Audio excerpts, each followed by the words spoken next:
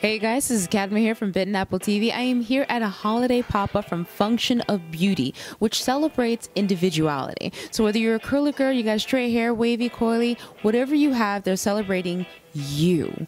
And we're here at their holiday pop-up talking with their founder, Zahir. We're also talking to the chemist, Joyce. We get the chance to talk to a model. We get the chance to meet the staff, as well as a calligraphy artist, Sarom, which, by the way, I really love that name. Make sure you guys stay tuned, check out their products, and learn a little bit more about how you can celebrate yourself as well. The Function of Beauty.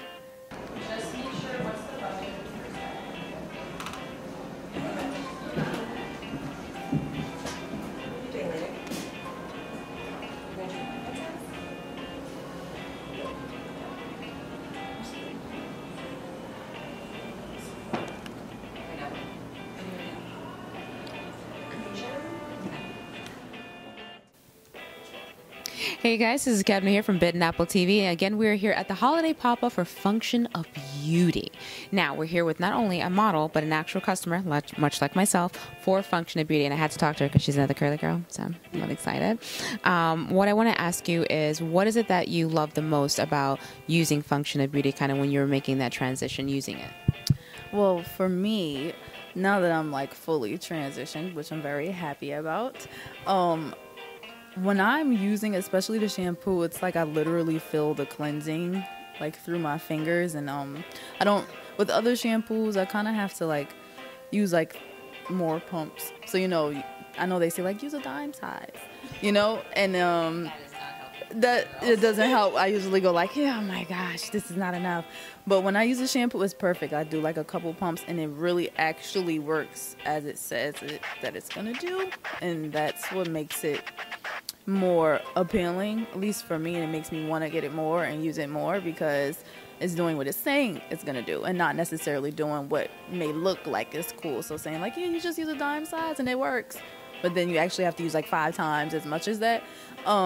So that's what I definitely appreciate about it. It's so delicious smelling, and I get so excited to use it. I'm ready to use it, and it's super, super cool. And I got my, I mean, I don't really have the colors. Like, I don't get it with, I get it with a scent, but I don't get it with, yeah, I don't get it with color. I don't know why I don't know. I'm going to try it next time.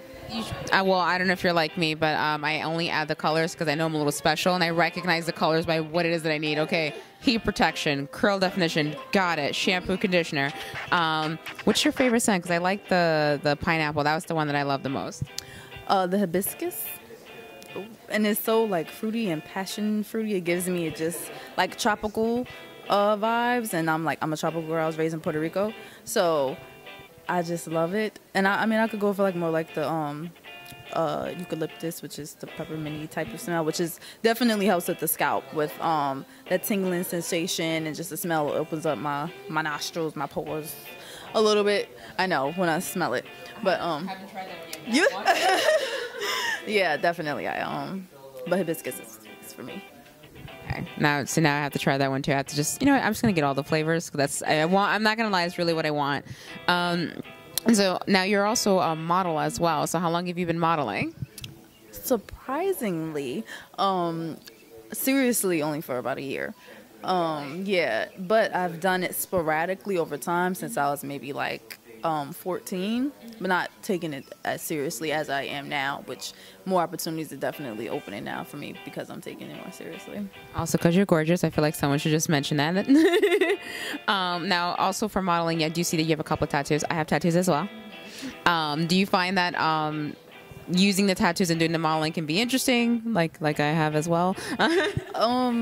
I think that's probably what discouraged me from taking it seriously, because I thought that no one else would take me seriously because I have so many tattoos, and I don't want to be a tattoo model, which seems like that occurs if you have tattoos and you want to model. You got to become a tattoo model, not necessarily like fashion or going into anything else. So that discouraged me a lot, not because anyone actually said it to me, but just like stereotypically that's kind of like what it seems like.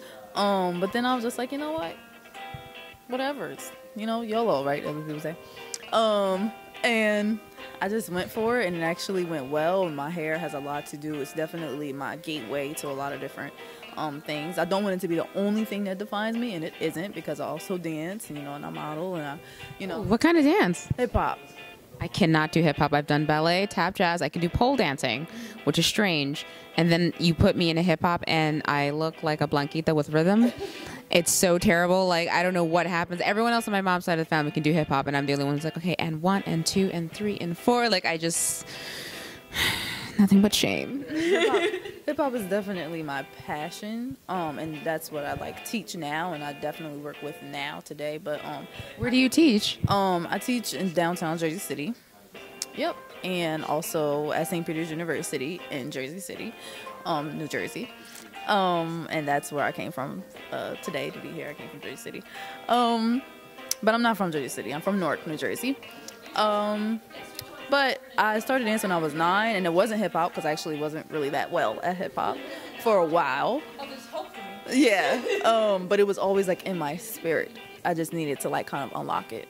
So yeah, I trained since I was 9 in ballet and point and modern, and I never experienced jazz or tap. I love tap. Ballet, I thought was fun.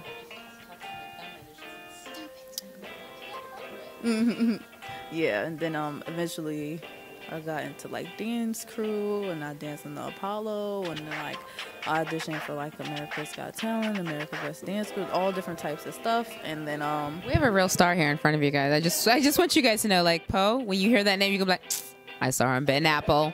I saw her. So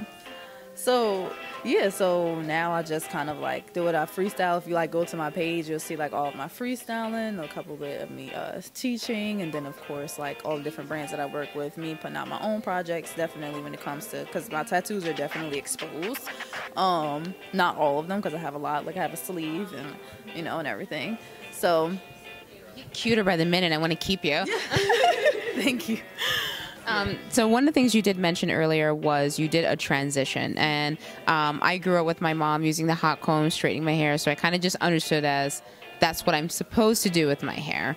What made you sort of do the transition that I'm currently still struggling with, guys, but Function of Beauty is helping me a lot with it. What made you do the transition? So I transitioned 3 years ago, but it took 2 years to completely transition. So I use color and heat on my hair ridiculously. I remember like when I was in middle school and high school, and like, cause my hair right now is very defined, but before doing that, cause you know your hair develops. So when you were first born, how your hair is when you're first born is not how it's gonna be when you're 30. Cause like it develops into something. It could be the weather, it could be like your health. It changes. So when I was younger, my hair wasn't very defined. It was very like Afro coursey, like it wasn't defined yet, and it wasn't finished developing. My curl pattern wasn't there. I was young, so it wasn't developed yet. So I would be like, I don't know what to do with this. It wasn't getting into ponytails. It wasn't sitting down. It was hard to comb through. I was tender-headed, and I was very, very upset because, you know, it would be a distraction in school and certain, you know, different things that I would do. For dance, I definitely couldn't have my hair like that. It had to be down, and it was very hard to bring it back to a bun or down when it was just so big.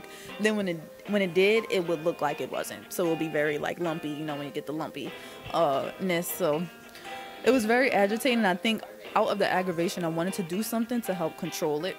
And my mom was like, well, good luck. Like, you know, I'm telling you, you're not gonna like it. I would have definitely liked a little bit more explanation and probably wouldn't have done it. But people didn't really know about like your real curl pattern and all of how it is now, because it's definitely a movement now.